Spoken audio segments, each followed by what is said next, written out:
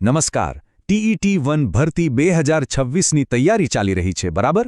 તો ચાલો આજના આ વિશ્લેષણમાં આપણે આંકડા, મેરિટ સ્કોર અને ખાસ કરીને જિલ્લા પસંદગીની સ્ટ્રેટેજી શું હોવી જોઈએ એ સમજીએ, જેથી ખબર પડે કે આખી સ્પર્ધામાં આપણી પોઝિશન ક્યાં છે.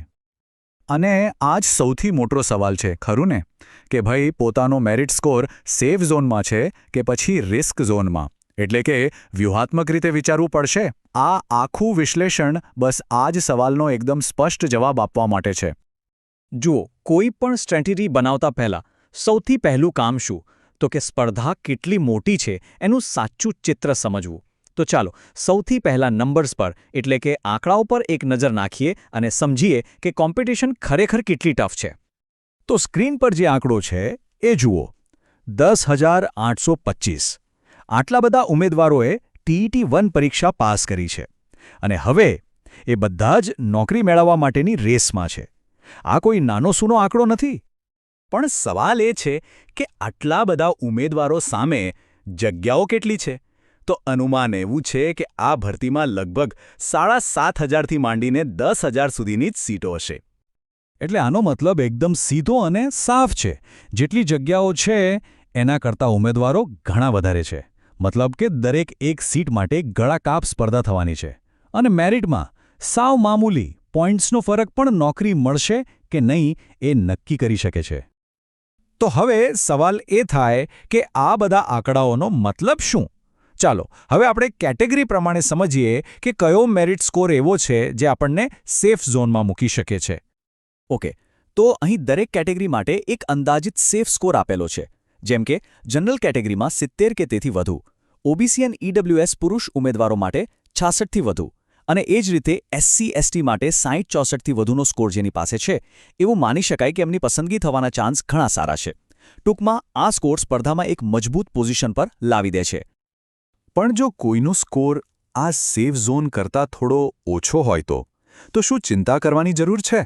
બિલકુલ નહીં. એનો મતલબ એ છે કે તમે રિસ્ક ઝોનમાં છો અને અહીંથી જ તો સાચી રણનીતિનો ખેલ શરૂ થાય છે. ચાલો હવે આ ઝોનને બરાબર સમજીએ. દાખલા તરીકે OBC પુરુષ ઉમેદવાર માટે 65નો સ્કોર, OBC મહિલા માટે 62.75 અને ST કેટેગરી માટે 55થી 60ની વચ્ચેનો સ્કોર. આ બધાને આપણે બોર્ડર લાઇન કહી શકીએ. મતલબ કે આ એવા સ્કોર છે જ્યાં સિલેક્શનની ગેરંટી તો નથી, પણ હા, તક ચોક્કસપણે છે.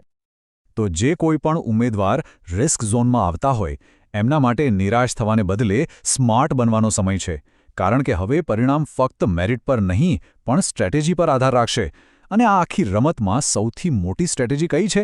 એ છે જિલ્લાની પસંદગી. તો ચાલો હવે સીધા એક્શન પ્લાન પર આવીએ.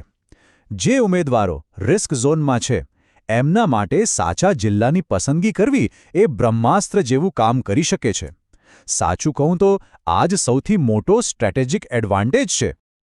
આ સ્ટ્રેટેજી છે ને એકદમ સિમ્પલ છે. જુઓ, એક બાજુ છે અમદાવાદ, સુરત, રાજકોટ જેવા મોટા શહેરી જિલ્લાઓ. અહીં શું થાય? સ્પર્ધા હંમેશા વધારે હોય છે અને મેરિટ પણ ઊંચું જ અટકે છે. અને બીજી બાજુ છે ડાંગ, તાપી, છોટાઉદેપુર જેવા ગ્રામીણ અને આદિવાસી જિલ્લાઓ. અહીં મેરિટ નીચું જવાની શક્યતા ઘણી વધારે હોય છે.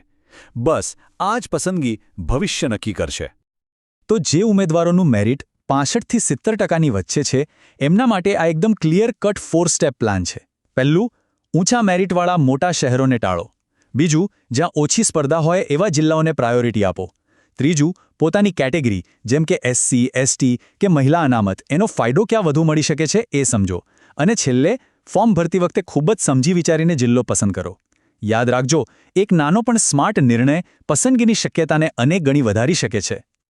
ઓકે, તો ચલો ફટાફટ આખા વિશ્લેષણના જે મુખ્ય મુદ્દા છે, જે કી ટેકઅવેઝ છે, એના પર એક નજર કરી લઈએ, જેથી બધું એકદમ મગજમાં ક્લિયર થઈ જાય.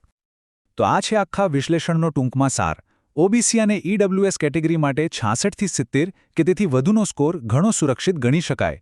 SC/ST કેટેગરી માટે 60થી વધુનો સ્કોર સારી તક ઊભી કરે છે. અને હા, જો સ્કોર આનાથી ઓછો હોય તો સફળતાનો આખો દારોમદાર ફક્ત અને ફક્ત જિલ્લા પસંદગીની સ્માર્ટ સ્ટ્રેટેજી પર જ રહેશે.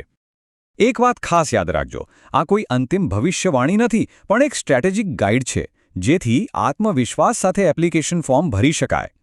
છેવટે તો અંતિમ પરિણામ તો ઓફિશિયલ મેરિટ લિસ્ટ પર જ આધાર રાખશે. પણ હવે ફક્ત નસીબના ભરોસે નથી, હવે જાણકારી છે જેના આધારે એક સ્માર્ટ નિર્ણય લઈ શકાય છે. તો હવે સવાલ એ જ છે કે પોતાના મેરિટનો શ્રેષ્ઠ ઉપયોગ કરવા માટે જિલ્લા પસંદગીની વ્યૂહરચના પર ફરીથી વિચાર કરવા તૈયારી છે?